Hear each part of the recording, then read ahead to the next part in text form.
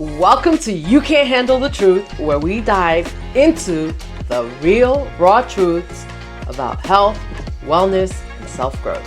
I am your Real Talk guru and your rebel healer, here to cut through the noise and dig deep into mental, physical, and spiritual health, uncovering the truths many aren't ready to confront.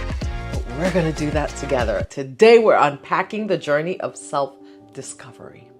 This is a topic that resonates with so many, especially when you find yourself in a place of transition or uncertainty, feeling that pull to become something more in this life. But self-discovery is about more than just curiosity. It's a transformative experience that shapes your values, your mindset, and how you engage with the world.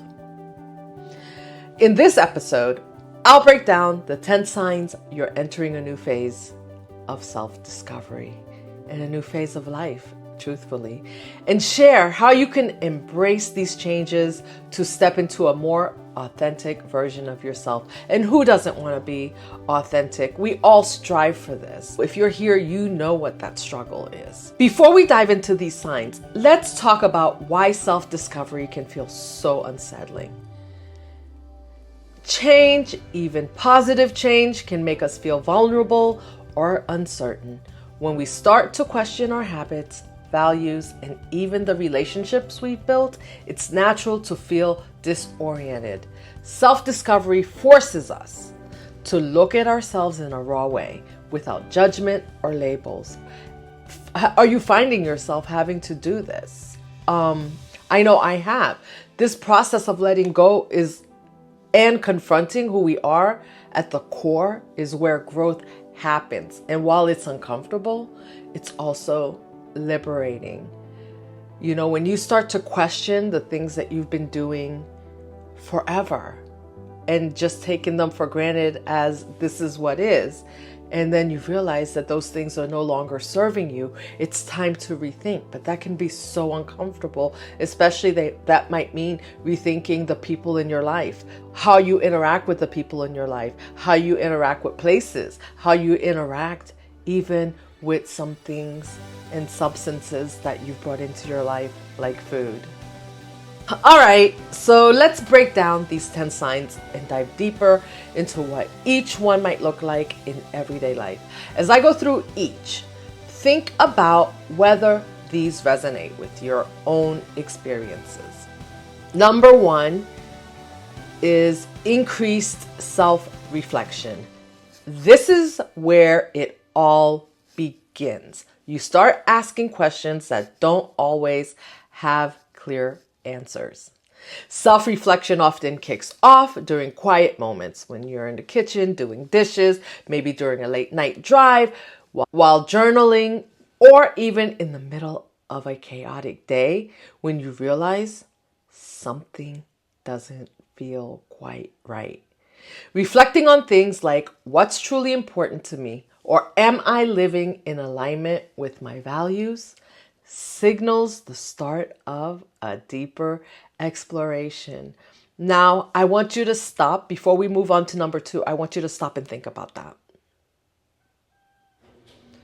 I really want you to think about that. I want you to think about the questions that you ask yourself, like, should I be drinking that wine? That was a question I had to ask myself. Or, should I be eating this food? Or how does my body feel? When you start really tapping into how your body feels after you eat certain things, maybe that you didn't notice before, that's all a sign. Now let's talk about number 2, which is letting go of old habits, right? So this is a natural progression, because suddenly those habits that we just talked about that used to comfort you don't hold the same power. Whether it's breaking a routine or distracting yourself from activities that don't feel authentic. This phase is about outgrowing patterns that don't serve your highest self. It's not easy. Letting go means stepping out of your comfort zone. but it's about making room for what truly nourishes your spirit. And for me, I talk about wine a lot because wine is something I love to do every evening, and I would drink wine in the evening with my husband. And I still do so occasionally, but I had to make a decision, and it was uncomfortable to say, you know what, I'm not going to sit and have wine with you every evening, because it was our routine together, and changing that routine for myself meant that I was changing a routine for him. So it brings discomfort the whole way around. It brings discomfort to the people around you, but there's no second guessing it. When you feel it, you just feel it, and you know that it's something that you have to do for yourself. So you have to go with the flow. Now, I'm going to talk about number 3, which is heightened sensitivity. I put them in this order because it's a natural progression. You might feel your emotions on a deeper level and more intensely than you did before. Sensitivity is your intuition's way of tuning you into your emotional needs. This phase can be challenging because it requires emotional honesty, allowing yourself to feel without holding back.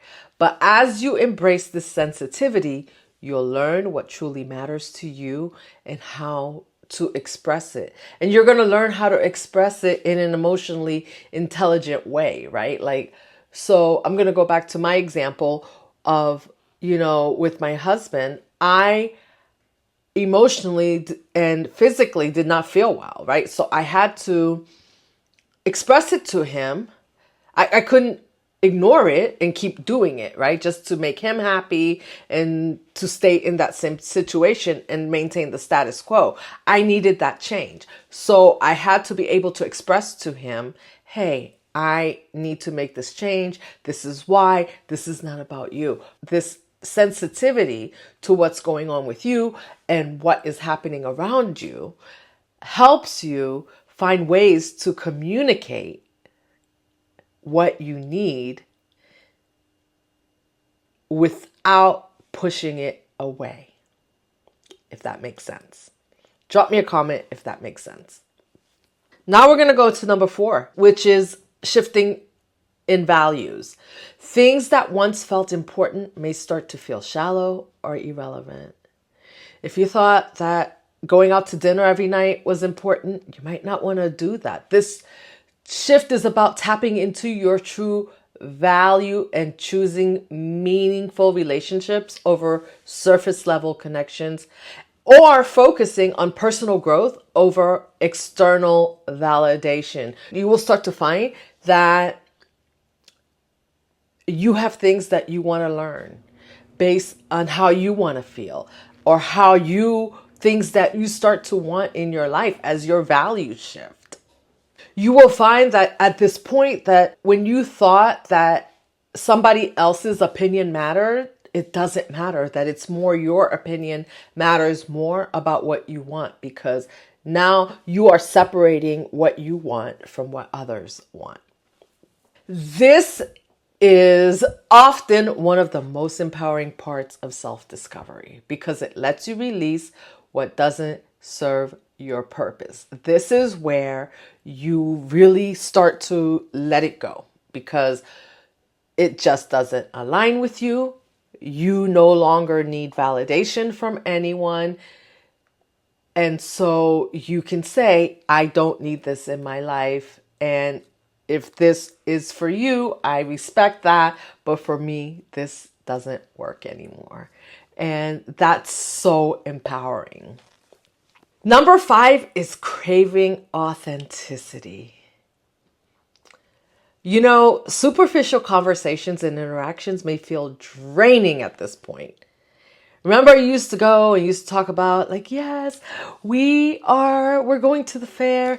Oh, we're going to get some funnel cake. And all those things are great, right? But at this point, you are craving a deeper conversation. You want to know what the people around you want in their lives. You want to share what you truly want in your life. And so having that superficial conversation you're going to find is no longer fulfilling. You're no longer satisfied with small talk. You want real and meaningful connections. This craving for authenticity can impact your friendships, career choices, and even family dynamics. And it's not about avoiding people. It has nothing to do with that. It's about seeking depth and allowing yourself to be seen and heard for who you truly are. So if you have friends or family members who aren't seeing you, who aren't seeing you for the depth that you are bringing to the table, you will find that you pull away from those relationships. And that can be hard, but it's going to be necessary for you to find those people who are truly meant for you. Have you heard of finding your soul tribe? This is where you find your soul tribe.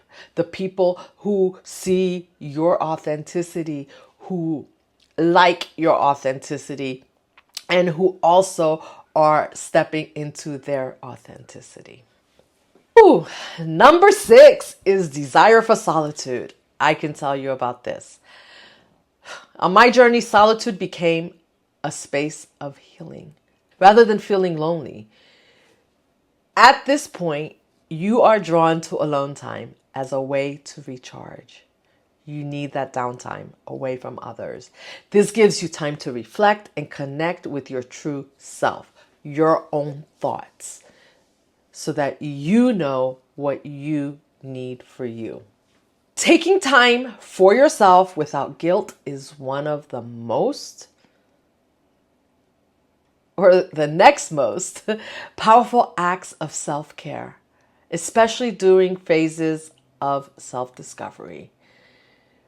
You need that time to pull away from others, to discern your thoughts from theirs, your values from theirs. And so this alone time, this time for self-discovery, this alone time for self-discovery becomes crucial. Ooh, number 7, this one's hot. Breaking free from expectations. This is where you become less concerned about others' opinions. Remember in our 20s, as a child, you cared what everyone thinks? No longer. You're stepping away from people pleasing and you're honoring your own boundaries. This is a liberating yet sometimes challenging phase, especially if you've spent years prioritizing others' needs. But remember, self-discovery is about learning to live unapologetically. Now, let me tell you, not everyone is going to appreciate this initially. But this is why the other phases that came prior are important. The alone time, so you can think, you can separate yourself from others. Because at this point, even though you will still have empathy, you want to still have empathy for others, but you're going to turn that empathy inwards first and give it to yourself. And this allows you to live unapologetically. So number 8, embracing uncertainty. Remember those panic attacks you used to always have because you didn't know what was going to happen next? Well, in this phase of life, you learn to embrace that you don't know everything that might happen, but you live your life with trust and confidence that everything's gonna be okay. This one's big. Uncertainty starts to feel less like something to avoid and more like an adventure. Embracing the unknown requires you to trust in yourself and have confidence in the journey, knowing that even if you don't have all the answers, you're still headed in the right direction. You're going to get to your destination and nothing can stop you. You will overcome the obstacles.